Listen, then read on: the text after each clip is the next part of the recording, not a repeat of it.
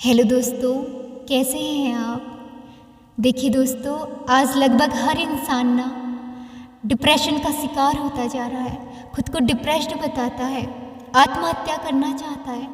आखिर ऐसा क्यों है? देखिए, ये सिचुएशन इतनी नाजुक है ना, मेरे कुछ कहने से या फिर किसी के समझाने से कोई इस चीज़ से मूव ऑन नहीं कर लेगा, बाहर नहीं निकल जाएगा, मुझे पता है। लेकिन दोस्तों, फिर भी मेरा छोटा सा प्रयास है। मैं बिल्कुल सिंपल वे में, साधारण लैंग्वेज में आपको समझाने की पूरी कोशिश करूँगी। मेरी पूरी कोशिश रहेगी आपको समझाने की। दोस्तों, आपने ये तो सुना होगा ना कि ये संसार युद्ध का मैदान है, युद्ध क्षेत्र है। सच में ही दोस्तों, ये संसार युद्ध का मैदान ही तो है।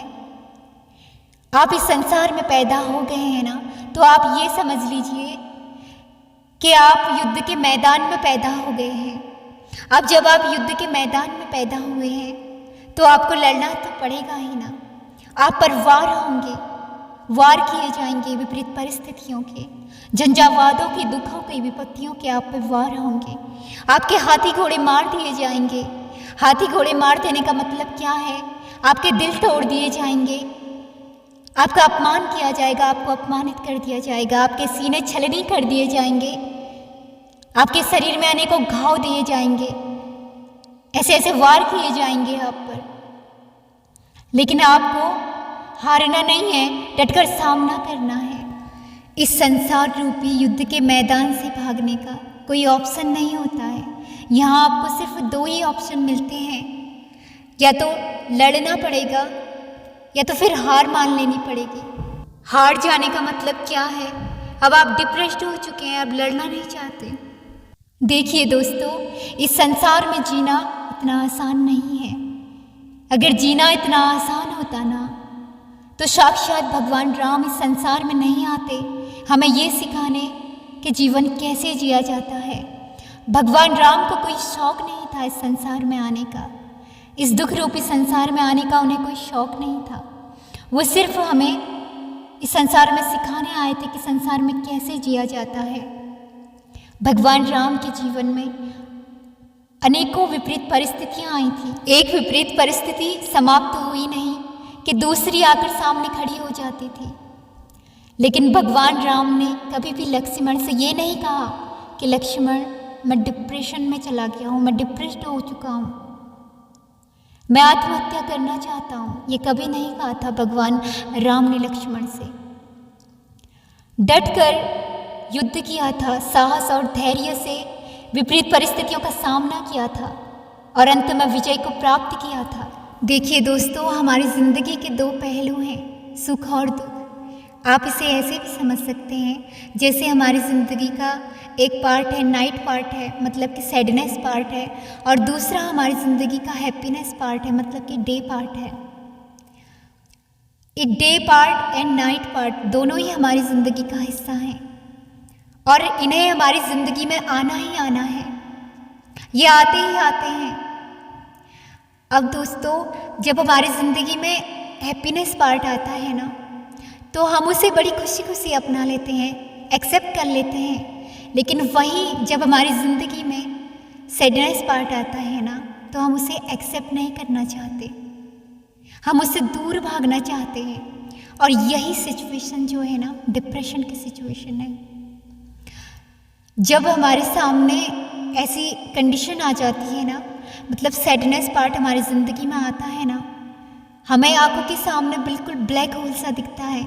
हमें अपने आगे की ज़िंदगी बिल्कुल ब्लैक होल सी लगती है। ऐसा लगता है कि हम बिल्कुल अंधेरे की ओर जाते जा रहे हैं, जाते जा रहे हैं। और यही सिचुएशन है डिप्रेशन की।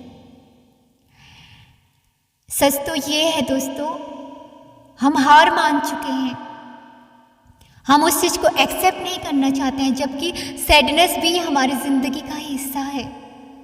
लेकिन हम उसे एक्सेप्ट नहीं करना चाहते हैं, इसलिए हम हार मान जाते हैं। हम कहते हैं कि हम डिप्रेशन में, हम डिप्रेस्ड हो चुके हैं। दोस्तों, अगर आप ऐसे हार के बैठ जाएंगे ना, ऐसे एकदम से स्थिर हो जाएंगे, ठप से हो जाएंगे, तो आपकी परिस्थितियाँ भी नहीं बदलेंगी। आप खुद में कोई एक्टिविटी नहीं लाएंगे, खुद एक्टिव नहीं होएंगे, खुद को फोर्स नहीं करेंगे ना, तो आपकी परिस्थितियाँ भी वैसे ही स्थिर हो जाएंगी, परिस्थितियाँ बदलेंगी नहीं। आप जैसे ब्लैक होल में हो ना, बस वहीं अटके रह जाओगे। आप खुद को आगे बढ़ाने की कोशिश कीजिए, आप खुद को उससे निकालने की कोशिश कीजिए, इस सिचुएशन से खुद को मूव ऑन करने की कोशिश कीजिए। एक कोशिश तो कीजिए आगे बढ़ने की, इस सिचुएशन से खुद को मूव ऑन करने की, बाहर निकालने की। आप एक कोशिश करेंगे ना, अगर आप एक्टिव होंगे तो आपको पता भी नहीं चलेगा कि कब आपकी परिस्थितियां भी बदलनी शुरू हो गई हैं, कब आपकी परिस्थितियों में भी एक्टिविटी होनी शुरू हो गई है, और धीरे धीरे कब आपकी ज़िंदगी से सैडनेस पार्ट जा चुका है और हैप्पीनेस पार्ट आ चुका है, आपको पता भी नहीं चलेगा। देखिए दोस्तों, आज का हर इंसान डिप्रेशन में क्यों जाता जा रहा है? क्योंकि हर इंसान आज का सरल से सरल जीवन चाहता है। वो अपने जीवन में सिर्फ हैप्पीनेस पार्ट को चाहता है, सैडनेस पार्ट को वो नहीं चाहता अपनी ज़िंदगी में। देखिए दोस्तों, अगर हमारे जीवन में सुख ही सुख आए, दुख ना आए, तो जीवन जीने के मूल्य हम नहीं समझ पाएंगे। जीवन को कैसे जिया जाता है हम नहीं समझ पाएंगे। दोस्तों, आप आत्महत्या करने जा रहे हैं ना, तो उससे पहले सिर्फ एक बार खुद से कुछ सवाल कीजिए। पहला सवाल कि मैं इस संसार में जब आया था तो किसको साथ लेकर आया था, कौन मेरे साथ आया था, और जब मैं इस संसार से आज जा रहा हूँ तो कौन मेरे साथ जा रहा है, कौन कौन मेरे साथ चल रहे हैं। और दूसरा सवाल ये कि जिन चंद लोगों ने मेरी ज़िंदगी में आकर, जो लोग मेरी ज़िंदगी में सिर्फ 2 दिन के मेहमान थे, मेरा दिल तोड़ा, मुझे ठुकराया, मेरा साथ छोड़ा, क्या मैं उन लोगों के लिए आत्महत्या करने जा रहा हूँ जिन्होंने मुझे अपमानित किया? दोस्तों, ऐसे लोग आपके कुछ भी नहीं होते हैं जो आप कैसे साथ छोड़कर जाते हैं ना, वो लोग आपके कुछ भी नहीं हैं। वो सिर्फ 2 दिन के मेहमान थे आपकी ज़िंदगी में। क्या इन 2 दिन के मेहमानों के लिए आप अपनी इतनी प्यारी ज़िंदगी को दांव पर लगाने चले हो, आत्महत्या करने चाहते हो? और दूसरा सवाल ये, क्या मैं इन विपरीत परिस्थितियों से, जो परिस्थितियाँ मेरी ज़िंदगी में हमेशा नहीं रहने वाली हैं, एक दिन ये परिस्थितियाँ बदल जाएंगी, ये परिस्थितियाँ हमेशा, समय ऐसा ही नहीं रहेगा, समय बदल जाएगा, क्या इस बदलने वाली परिस्थितियों के लिए मैं आत्महत्या करने जा रहा हूँ? देखिए दोस्तों, समय परिवर्तनशील है, समय एक दिन बदल जाता है, हमेशा समय एक जैसा नहीं रहता है। आज सैडनेस है ना, कल हैप्पीनेस भी होगी आपकी लाइफ में। आप इंतज़ार तो कीजिए, धैर्य से प्रतीक्षा तो कीजिए, वेट तो कीजिए आप। और तीसरा सवाल ये खुद से कीजिए कि मैं कौन हूँ, मैं कौन हूँ? आप जानना चाहते हैं कि आप कौन हैं? देखिए दोस्तों, हम सभी रात में स्वप्न देखते हैं, हमें स्वप्न आते हैं सभी को। आपने कभी सोचा है कि जो लोग हमें कभी दिखाई भी नहीं देते, हमने जिन्हें कभी देखा भी नहीं, हम जानते भी नहीं, वो लोग भी हमारे स्वप्न में आते हैं। ऐसी ऐसी घटनाएं हमारे स्वप्न में आती हैं जो घटनाएं हमारे साथ कभी घटित ही नहीं हुई हैं, जिन्हें हम पहचानते हैं ना, जिनसे हमारी अटैचमेंट होती है। वो लोग तो सपने में दिखाई देते हैं, लेकिन वो लोग भी, ऐसे लोग भी सपने में दिखाई देते हैं जिनसे दूर दूर तक हमारा कोई रिश्ता नाता नहीं होता है। और ऐसे लोग भी सपने में आते हैं, जो लोग इस संसार को छोड़कर जा चुके होते हैं, मर चुके होते हैं, वो लोग भी हमें सपने में दिखाई देते हैं। और ऐसी ऐसी घटनाएं भी सपने में घटित होती है जो आगे चलकर एक भविष्य में घटित होने वाली होती है हमारे साथ। आपने सोचा है कभी ये सब क्यों होता है और कैसे हो जाता है? आप सोचिए कि इतने छोटे से मस्तिष्क में इतनी शक्ति कहाँ से आती है जो हमें इतना सब कुछ दिखाई देता है। दोस्तों, इंसान खुद को समझे ना, खुद को जाने, हम खुद को जाने ना, तो हम साक्षात भगवान हैं। एक बार शंकराचार्य जी दोस्तों तपस्या कर रहे थे, साधना कर रहे थे, भगवान शिव की आराधना कर रहे थे। वो शिवाय शिवाय का जाप कर रहे थे, लेकिन अचानक ही शिवाय शिवाय का जाप करते करते वो शिवोम शिवोम का जाप करने लगे। शिवोम का मतलब कि मैं ही शिव हूँ, मैं ही शिव हूँ, ये जाप करने लगे। और क्या चमत्कार घटा, ये जाप करते करते वो सच में ही शिवरूप हो गए, उनमें साक्षात शिव की शक्तियाँ आ गई।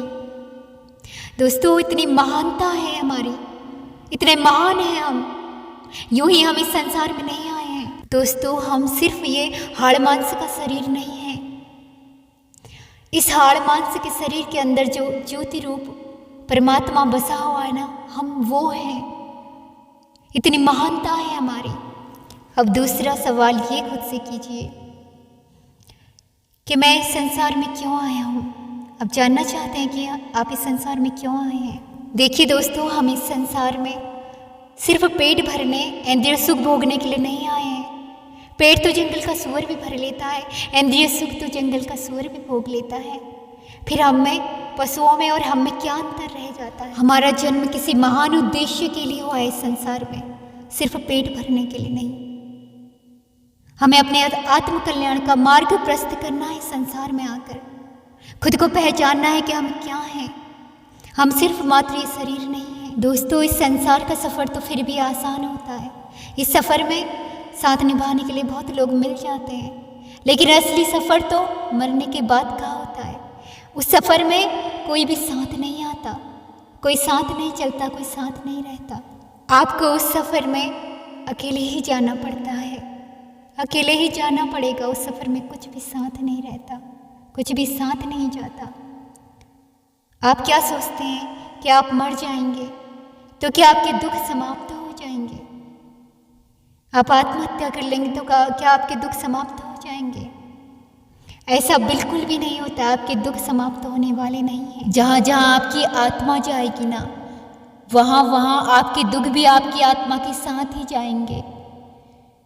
आत्महत्या करने से ये शरीर मरता है, आत्मा नहीं। ये शरीर नष्ट होता है, आपके दुख नहीं। मरने के बाद न जाने कहाँ कहाँ आपकी आत्मा को भटकना पड़ेगा, 84 के चक्कर में भटकना पड़ेगा। फिर से माँ के गर्भ में आओगे। ये गर्भ माँ का भी हो सकता है, इंसान का भी हो सकता है, या फिर किसी पशु का भी हो सकता है। फिर से पैदा होगे इस संसार में। अब फिर इस संसार में आ गए हो तो फिर तो ये संसार दुखों का सागर है। फिर कैसे दुखों से बच पाओगे? क्या फिर से आत्महत्या करोगे? फिर तो आप ऐसे चक्र में फंस जाओगे। अच्छा है दोस्तों, आज आपको मनुष्य जीवन मिला है। ये मनुष्य जीवन बड़े भाग्य से मिलता है। आप अपने आत्म कल्याण का मार्ग प्रस्तुत करो। दोस्तों, जब इंसान माँ के गर्भ में आता है ना, तो उस वक्त उसे बहुत पीड़ा होती है। उस गर्भ में माता के पेट में मलमूत्र मांस मज्जा से घिरा हुआ बच्चा बहुत पीड़ा में खुद को महसूस करता है, बहुत पीड़ा में होता है। उस वक्त वो भगवान से प्रार्थना करता है। उस वक्त ना दोस्तों, उसे अपने पूर्व जन्म का सब कुछ याद होता है कि मैं क्या था, कौन था, मैंने क्या किया था, उसे सब याद रहता है। वो उस वक्त भगवान से प्रार्थना करता है कि हे प्रभु, मुझे इस नरक से, इस गर्भ के पीड़ा से मुझे बाहर निकालिए। मैं बाहर आते ही आपका ध्यान करूँगा, आपका भजन करूँगा। इस संसार में आके मैं अपने कल्याण का मार्ग प्रस्तुत करूँगा। लेकिन जैसे ही बच्चा गर्भ से बाहर आता है ना, इस संसार में आते ही संसार की माया उसे घेर लेती है और भूल जाता है इंसान कि मैंने भगवान से क्या वादा किया था, मैं क्यों इस संसार में आया था। आप अपने सोल पर्पज को पहचानो। आप क्यों आए हो इस संसार में? देखिए दोस्तों, मैं आपको ये नहीं कह रही हूँ कि आप जोगी महात्मा बन जाइए। आप इस संसार में रहते हुए, कर्म करते हुए, भगवान का ध्यान करते हुए, अपने सोल पर्पस को पहचानते हुए बार बार खुद को याद दिलाते रहें कि मैं कौन हूँ, मैं क्यों आया हूँ इस संसार में। जानते हैं इससे क्या फ़ायदा होगा आपको? आपके जीवन में जब सैडनेस पार्ट आएगा ना, तो आप उसे आसानी से एक्सेप्ट कर पाएंगे। आप में उस वक्त साहस होगा उससे लड़ने का। आप इतने दुखी नहीं हो पाएंगे उस वक्त, क्योंकि आप में इतना ज्ञान होगा ना कि ये सब परिस्थितियाँ एक दिन बीत जाएंगी। आपको ज्ञान हो जाएगा इस चीज़ का, आपको नॉलेज हो जाएगा, तो आप इतने दुखी नहीं होंगे। आई होप दोस्तों कि आपको कुछ तो मेरी बातें समझ आई होंगी, आप कुछ तो समझे होंगे। प्लीज़ दोस्तों, मेरी आपसे हम्बल रिक्वेस्ट है, प्लीज़ रोना बंद करो, ऐसे आंसू मत बहाओ। उठो और आगे बढ़ो। उठो, खुद को आगे बढ़ाओ, मूव ऑन करो। देखिए दोस्तों, इस सिचुएशन से आपको खुद ही बाहर निकलना पड़ेगा, कोई दूसरा आपको बाहर नहीं निकालेगा। आपको खुद ही आगे बढ़ना पड़ेगा, खुद ही हिम्मत रखनी पड़ेगी, उठना पड़ेगा। देखिए दोस्तों, इन परिस्थितियों पर, विपत्तियों पर हमारा कोई भी बस नहीं है। ये सब भगवान के हाथों में है। हमारा काम बस इतना है कि हम भगवान से प्रार्थना करें कि हे प्रभु हमें इतनी शक्ति देना कि हम अपने जीवन में आने वाली हर विपरीत परिस्थितियों का, विपत्तियों का डटकर सामना कर सकें।